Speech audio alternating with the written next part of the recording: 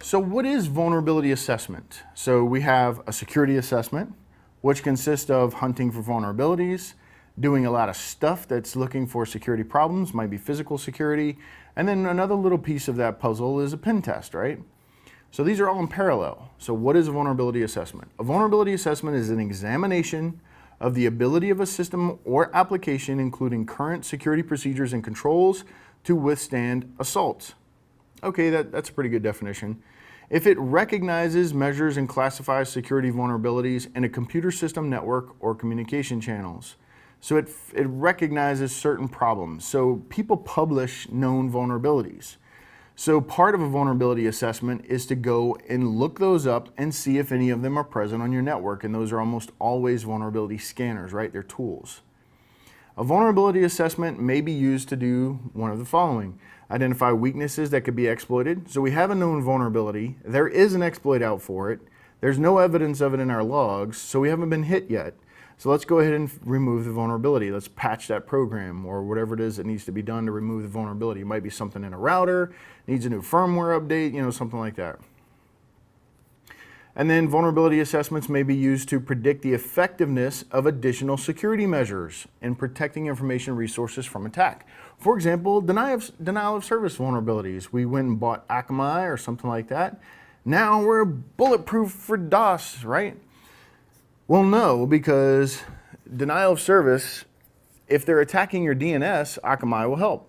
If they're attacking a certain system that Akamai is watching, that will help.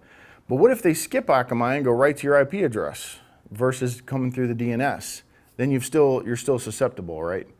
So there's many ways to skin the DOS cat as far as beating the protection.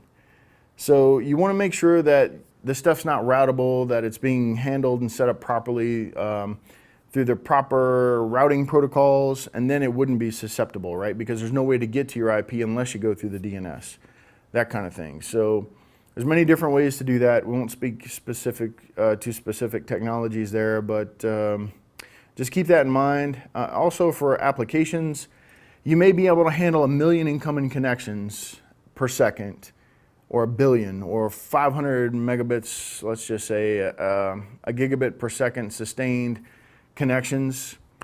But then somebody finds a flaw in the program and then starts exploiting that flaw, and then they only needed 3 connections to do it. Now you're still susceptible to DOS because you put all of your money into that bucket instead of a good wide security research program. Okay, so vulnerabilities can manifest themselves in many different ways. A vulnerability scanner will not catch them all.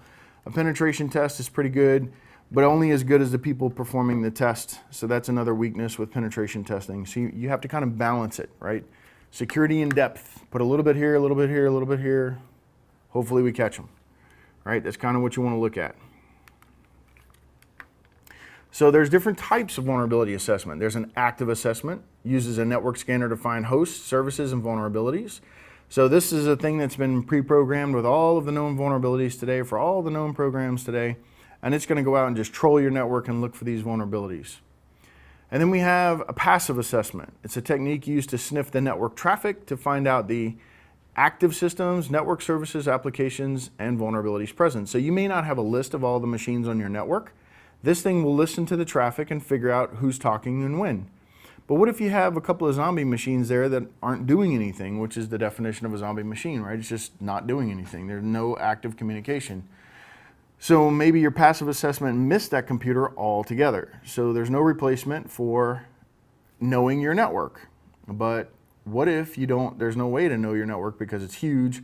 You just started last week and now you've been told to go do an assessment on this network, but nobody knows what the footprint is. So you got to go scan, you got to work with the operations team and figure out what the inventory is and what they know about and stuff like that, and just start building lists. And then we have host-based assessments, which determines the vulnerabilities in a specific workstation or server. So we have the host-based version versus the network-based. And then you have internal assessments, a technique used to scan the internal infrastructure to find out the exploits and vulnerabilities. So really you want to find out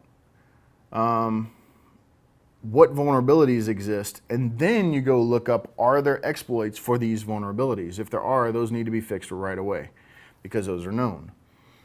And then external assessments addresses the network from a hacker's point of view to find out what exploits and vulnerabilities are accessible to the outside world. So this is literally what's exposed to the outside world.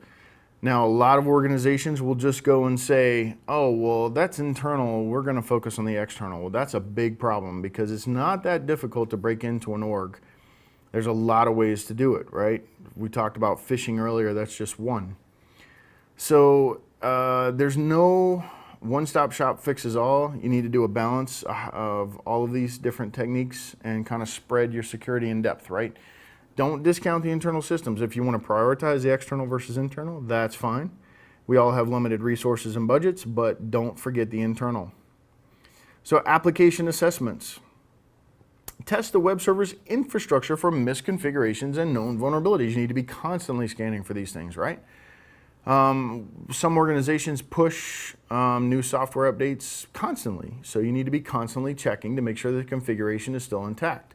They didn't miss something, they didn't push something out in debug mode or something like that. Network assessments determine the possible network security attacks that may occur on the organization's systems.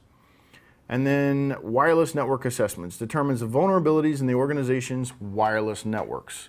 So this is a big one as well, because people can be sitting in the parking lot and still accessing your network. The Home Depot and Target breaches occurred because of some flaws in their wireless.